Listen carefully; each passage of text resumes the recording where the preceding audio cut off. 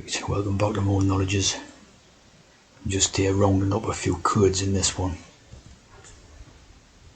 And I seen it, I was looking in the last one, it's Spartacus. Not Spartacus, the phrase. The phrase, right, which is obviously the TH race. Right? And that's where Spartacus is supposed to come from, the Spartacus was supposed to be a Thracian, right? So obviously, this is code, right? And I'm not sure if they sort of say that Spartacus was a real character, or if it's like completely fictional. Yeah, I think it's there is a bit of historical background to the saying that the Spartacus was real and that. But yeah, if you look at all the sort of code in the story, you can see it's definitely not real. Like it's a total total piddle take, right? So obviously you got your TH for your TH race, right? And it also is a free man. See, the free man from Thrace. Obviously a Masonic code, right? And the most interesting thing, right, is the Spartacus, right? So when you have the name Spartacus, right, if you go that way, it becomes a soccer trap, right? Soccer trap, right? You see here, right? What is a trap in the trans community, right? And a trap is in a conventionally attractive trans woman who passes but has a penis. Right?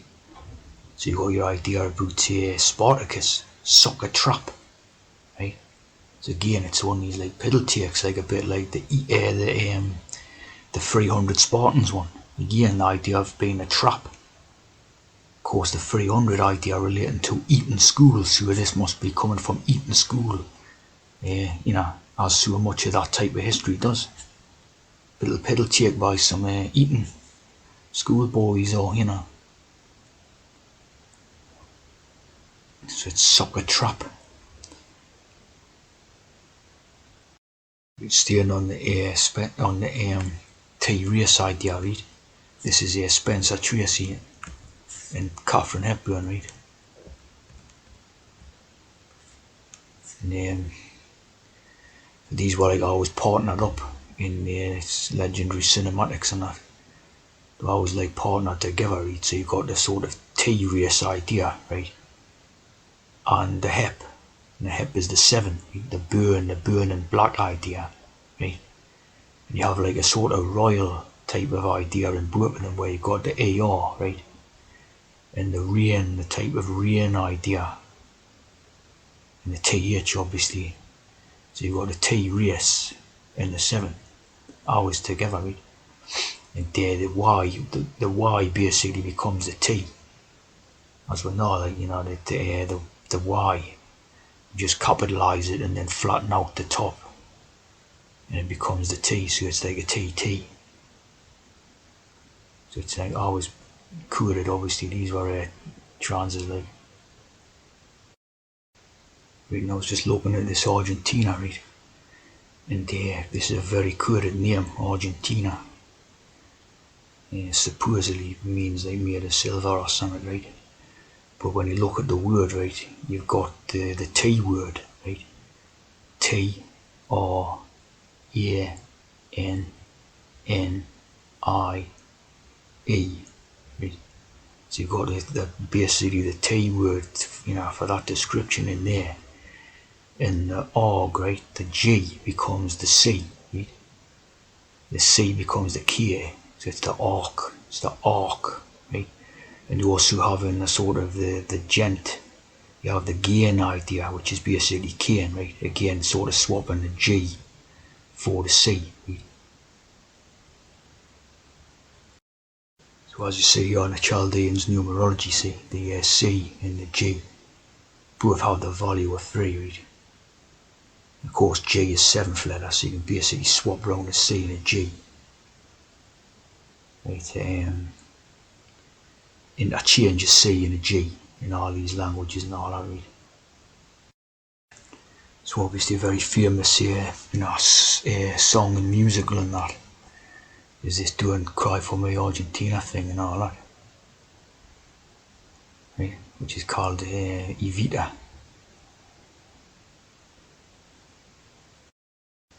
Yeah, the Italian word for life is vita. Right?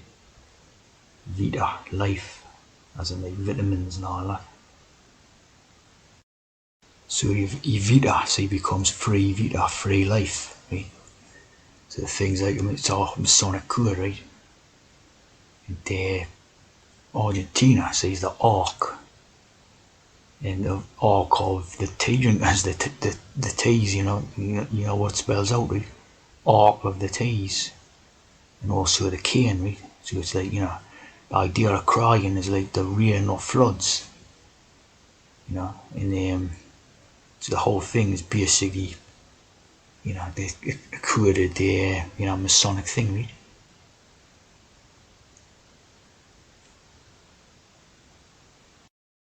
Yeah, Freemasonry in Argentina is a big thing.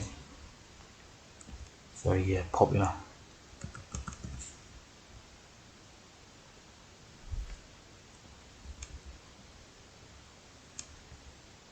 And Juan Perón, who's what that Vita's based around, was a Mason, according to this. Of course, that whole music was about Freemasonry and all that. Here's one the classic version of the song from 1977 of the soundtrack of the musical, sung by Julie Covington. So there's your On T, and the witch's coven, and the covenant, and the lie, and the Jew, the spell, and the hex. See? So obviously a very bewitching type of track or song was this. Yeah. Very famous around about the time and that. See, they used the rainbows on all the pictures and that. It's like on the Royal Oak Mariners and all that type of thing.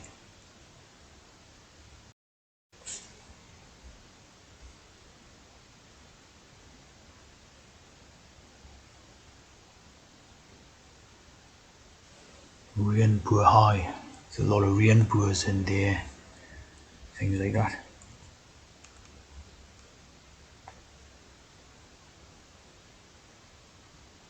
The Free Life. Eva Peron.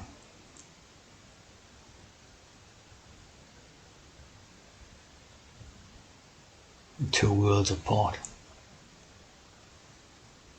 Only women bleed. Of course, this one was tea drinker, and that's and they did a lot of hex, a lot of lies.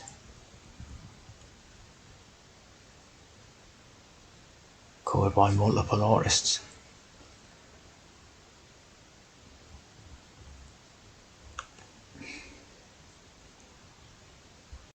The musical was developed by Tim Rice and Lloyd Webber. Obviously, two Masons and that. So very, very Masonic all round. I did the Rice before, but I can't remember what it was. I definitely did it in one of the videos. A very Masonic musical. He has Ed Gein, right, which is basically Ed Kane, right? As I pointed out before, the J and the C. Ed Kane, the ghoul, right? And the 7, right? And this was a total hex.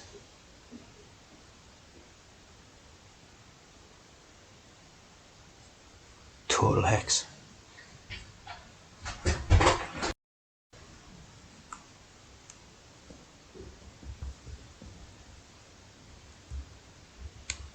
Total hex. Pure hex out of World War II. Here's the hex. Of course, a TH, and Edward, the Duke of Kent.